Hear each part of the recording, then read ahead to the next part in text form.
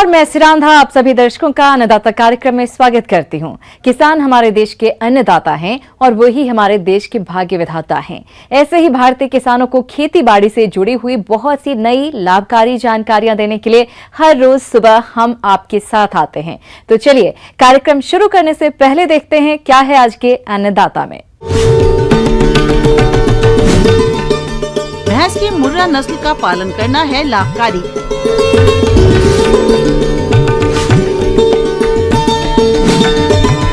धान की फसल में रोगों की रोकथाम के लिए जरूरी उपाय।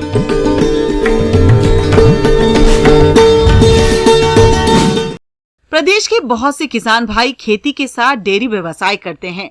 इससे अच्छा लाभ वही किसान ले पाते हैं जो उन्नत नस्ल के पशुओं का पालन करते हैं। और अक्सर देखने में आता है कि किसान पशु खरीदते समय ठगी के शिकार हो जाते हैं।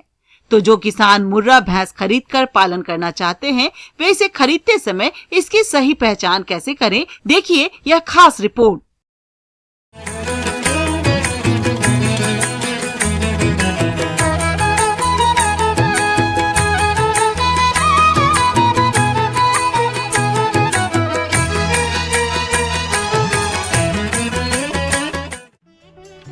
भारत में भैंस पालन एक फायदेमंद व्यवसाय है।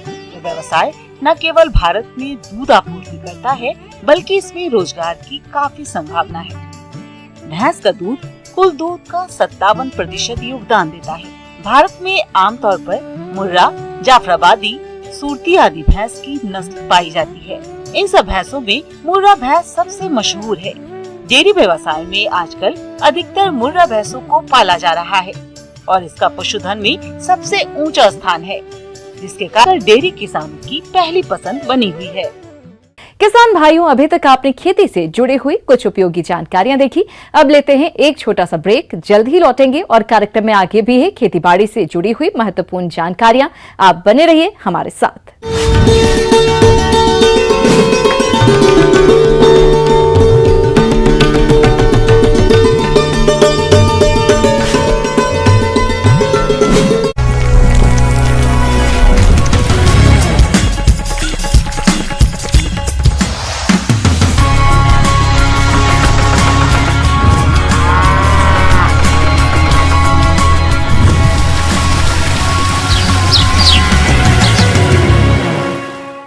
ब्रेक के बाद आप सभी दर्शकों का अन्नदाता में एक बार फिर से स्वागत है। चलिए अब रुख करते हैं अगली कड़ी की ओर।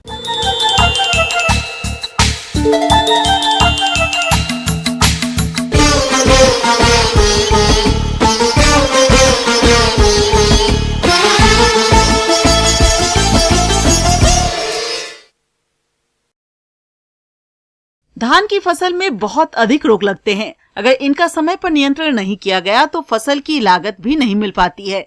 इसलिए धान में लगने वाले रोगों से सावधान रहें और रोगों से फसल को बचाने के लिए क्या जरूरी उपाय अपनाएं, आइए जानते हैं वरिष्ठ वैज्ञानिक डॉक्टर रितेश शर्मा से।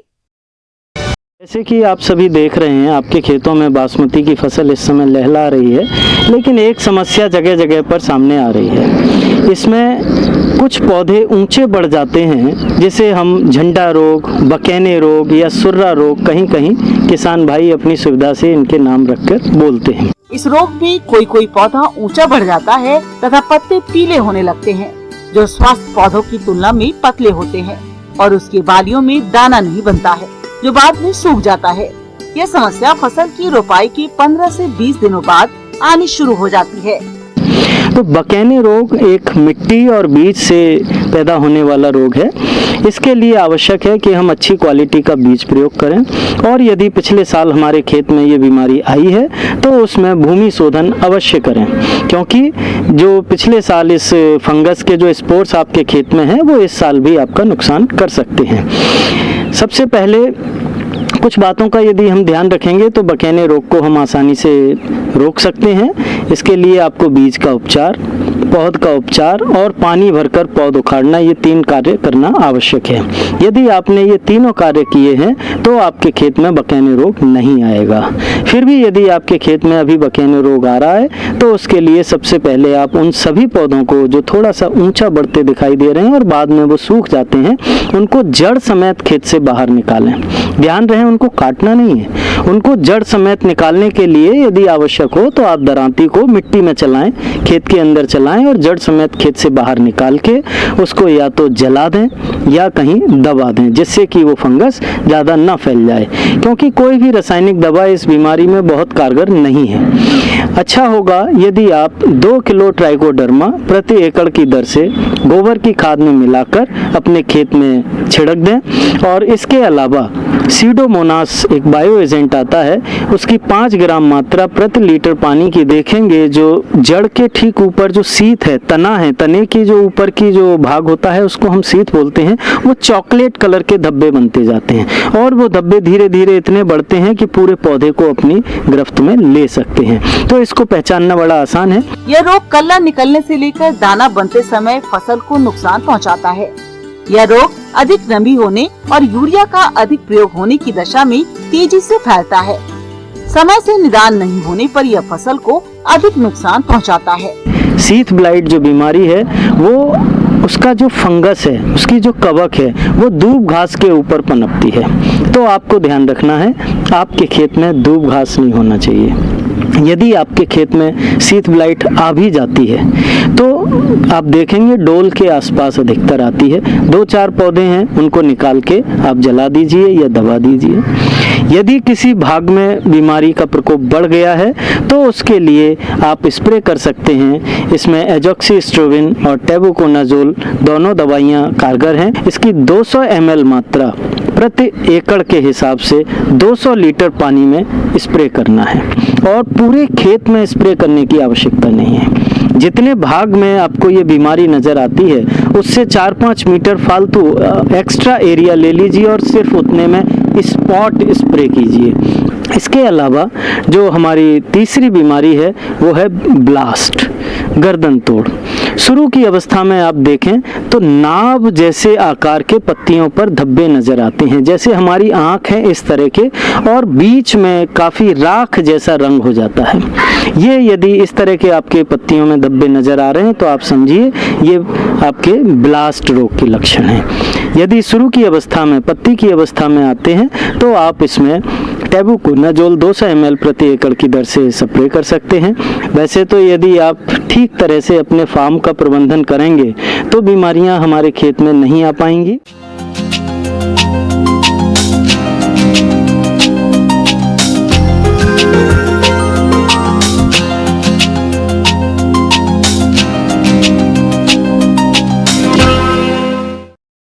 प्रदेश के बहुत से किसान भाई अपनी आमदनी बढ़ाने के लिए खेती के साथ साथ बागवानी करते हैं। इसी लाभ को देखते हुए जिन किसान भाइयों ने फलों के नए बाग लगाए हैं वे इस समय कौन कौन से कार्यों को करें जिससे पौधों की अच्छी बढ़वार हो, इस बारे में जानकारी के लिए मिलते हैं डॉक्टर राकेश कुमार यादव से।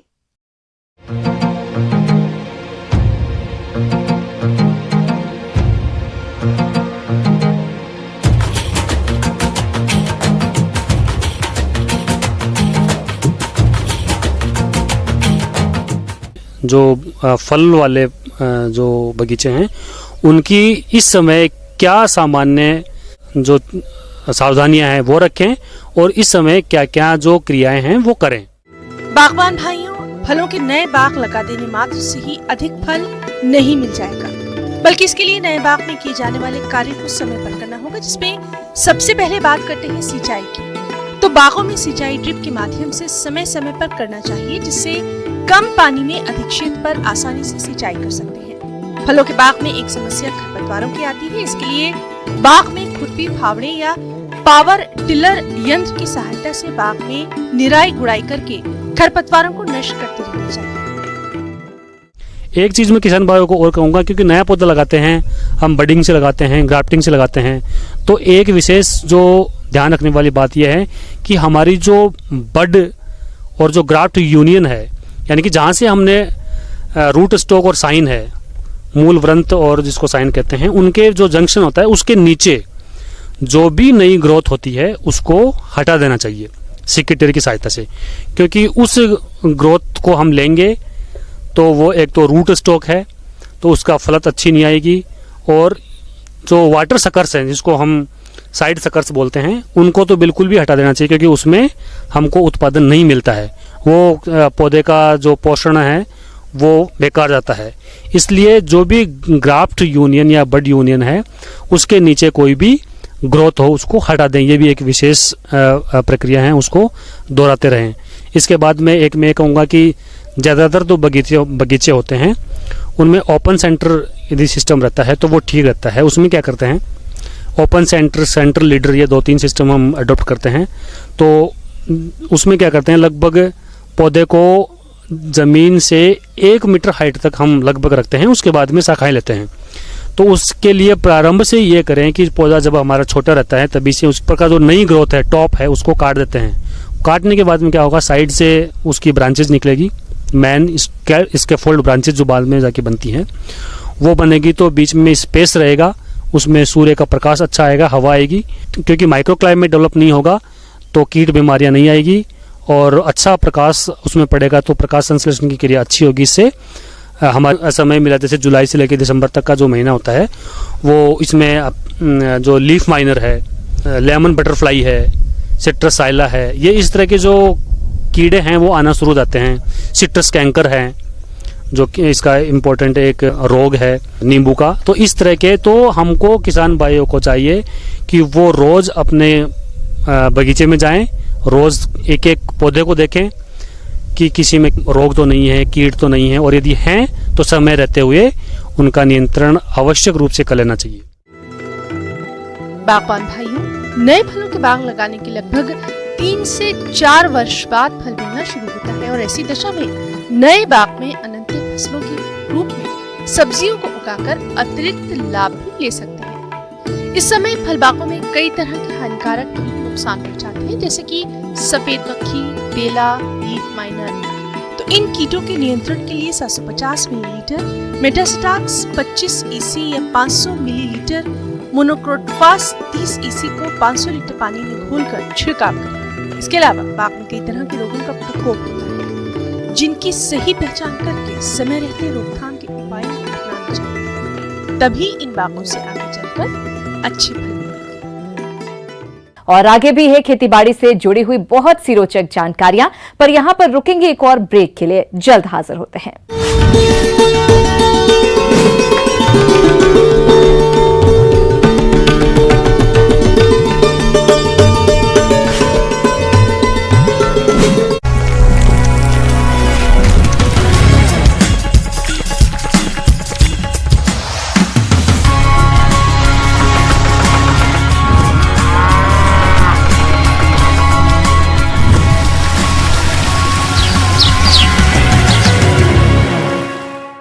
ब्रेक के बाद एक बार फिर से आप सभी दर्शकों का अन्नदाता कार्यक्रम में स्वागत है। बढ़ते हैं अगली प्रस्तुति की ओर।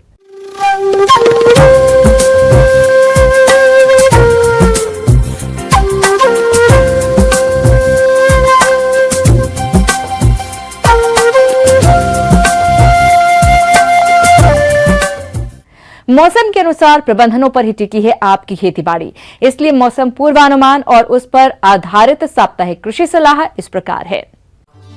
भारत मौसम विज्ञान विभाग नई दिल्ली तथा मौसम केंद्र भोपाल के सहयोग से इंदौर, नीमच, बुरहानपुर, झाबुआ और इनके आसपास के जिलों के किसानों को सलाह दी जाती है कि कोरोना के गंभीर फैलाव को देखते हुए किसानों को सलाह है कि कृषि कार्यों के दौरान भारत सरकार द्वारा दिए जा रहे निर्देशों, व्यक्तिगत स्वच्छता, मास्क का उपयोग, साबुन से उचित अंतराल पर हाथ धोना और एक दूसरे से सामाजिक दूरी बनाए रखने पर विशेष ध्यान दें। किसानों को सलाह है कि जिन क्षेत्रों में अधिक वर्षा से जल भराव की स्थिति बनी हुई है, सोयाबीन की फसल में होने वाले संभावित नुकसान को कम करने के लिए शीघ्र अतिशीघ्र जल निकासी की व्यवस्था करें। कुछ क्षेत्रों में सोयाबीन की फसल में पीला मोज़ेक वायरस जनित बीमारी का प्रकोप प्रारंभ होने की सूचना प्राप्त हुई है। इसकी रोकथाम की सलाह है कि फसल पर लक्षण दिखाई देते ही वायरस से ग्रसित पौधों को अपने खेतों से निकाल दें।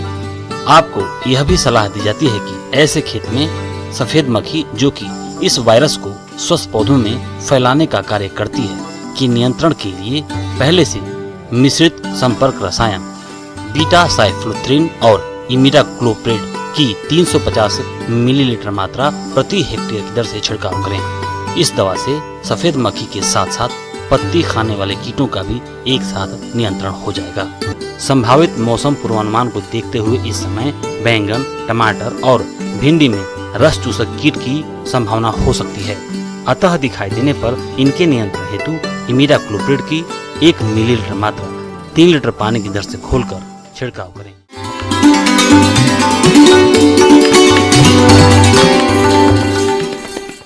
अन्नदाता हेल्पलाइन निःशुल्क फोन संपर्क सेवा के माध्यम से आपके द्वारा पूछे गए प्रश्नों में से 1 या 2 महत्वपूर्ण प्रश्न को हम अपने कार्यक्रम में शामिल करते हैं। इसी के तहत आज का चयनित प्रश्न और उसका जवाब इस प्रकार है। आज की निःशुल्क अन्नदाता हेल्पलाइन में जिस प्रश्न को कार्यक्रम में शामिल किया गया है उसे पूछा है गांव बेनीपुरा, जिला ग्वालियर की किसान सुदामा लाल ने। आप कद्दू वर्गीय फसलों में फल मक्खी कीट की रोकथाम के उपाय के बारे में जानकारी चाहते हैं। तो सुदामा लाल जी, इसके बारे में जानकारी के लिए देखिए कार्यक्रम की ये प्रस्तुति।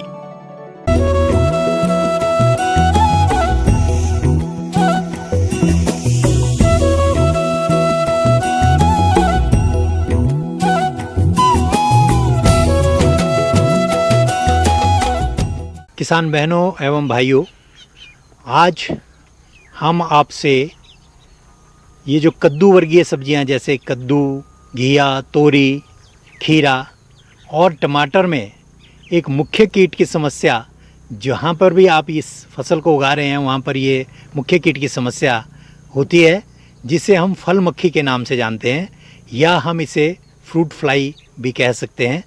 ये फल मक्खी सीधा फल के ऊपर आक्रमण करती है।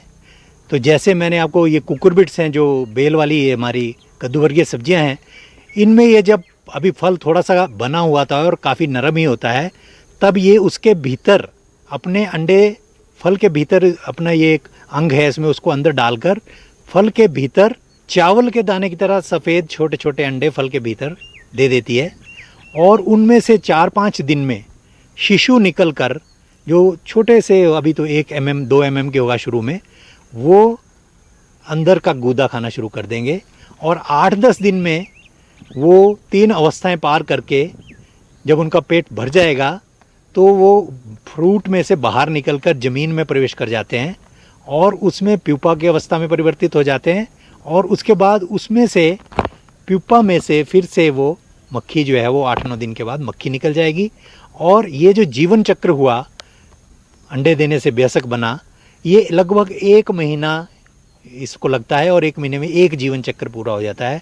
और जो आपकी क्रॉप्स लगी हैं उनके ऊपर इसका आक्रमण हो जाएगा। ऐसा देखा गया है कि यदि हम कोई भी नियंत्रण का तरीका ना अपनाएं तो कई बार 60, 70, 80% तक भी हमारी जो फसल है वो ख़राब हो जाएगी।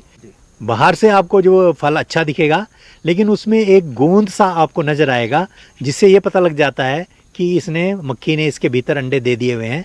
और जो टमाटर है उसको जैसे ही वो रंग परिवर्तित करने लगेगा अपना, तो उसके भीतर भी ये अंडे दे देती है। और जैसे ही हम उस टमाटर को कुछ दिन के बाद अगर दबाएं तो उसमें से वो थोड़ा सा झाग सा निकलना शुरू हो जाएगा बाहर को। उससे पता लग जाता है कि इसके भीतर भी अंडे ये फल मक्खी दे चुकी है। तो इसके नियंत्रण के लिए उपलब्ध है। इसका असर 2 माह तक रहता है। लेकिन अगर यह ट्रैप उपलब्ध नहीं हो पा रहा हो तो आप किसी प्लास्टिक बोतल का टैप खुद ही बना सकते हैं। इसके लिए बाजार में उपलब्ध रासायन मिथाइल यूजिनॉल, अल्कोहल और डाइक्लोरोवास का 4, 6 और 1 अनुपात का घोल तैयार करें और तैयार घोल में किसी लकड़ी के गुटके को 24 घंटे के लिए डुबोएं और जैसे कि विजुअल में दिखाई दे रहा है, इस तरीके से गुटके को लगा दें, जिसमें फल मक्खी का नर कीट आएंगे और नष्ट हो जाएंगे। ये टैप 1 महीने तक अच्छी प्रकार से काम करते हैं। अगर ये कार्य आप नहीं कर पाते हैं तो एक और भी आसान विधि है। किसी घड़े या अन्य पात्र में गुड़ का गाढ़ा घोल बनाकर उसमें मेलाथियान कीटनाशी मिला दें और जगह जगह रख दें। इससे भी फल मक्खी कीट पर आसानी से नियंत्रण पा सकते हैं। हमने कुछ गंधपाश या ट्रैप्स जिनको हम बोलते हैं, नर आकर्षक गंधपाश हमने विकसित किए हुए हैं, जिसमें इन मक्खियों के नर आकर्षित होकर उस बोतल के अंदर आ जाते हैं और वो मर जाते हैं। और ये कम से कम 300 400 आपको फ्लाइज जो है उस ट्रैप के अंदर नज़र आ जाएंगी। तो हम 8-10 ट्रैप अपने पूरे फील्ड में लगा सकते हैं। ये जितने भी छोटे छोटे फ्रूट है जिन पे आपको मक्खी का आक्रमण नज़र आ रहा है, उनको आपने तोड़ लेना है। और जितने भी ये प्रभावित फल है, एक 2 फुट का गड्ढा, 2 फुट गहरा गड्ढा बनाकर उसमें डाल देने हैं और उसको ऊपर से मिट्टी से कोई 15-20 सेंटीमीटर की मिट्टी की एक परत उसके ऊपर कवर कर देना है, ताकि उनमें से मक्खी ना निकल सके। किसान भाइयों, फल मक्खी कीट के रासायनिक नियंत्रण हेतु कार्बेनिल 2 मिलीलीटर दवा को प्रति लीटर पानी में घोलकर फल वृक्ष पर छिड़काव कर दें, जिससे आप इस कीट पर काफी हद तक नियंत्रण पा लेंगे। लेकिन इंसेक्टिसाइड का छिड़काव करने से पहले आपको एक ध्यान रखना है कि या तो आप छिड़काव करने से पहले फल तोड़ लें, यदि आपको लगता है कि कुछ फल तोड़ सकते हैं, या फिर कम से कम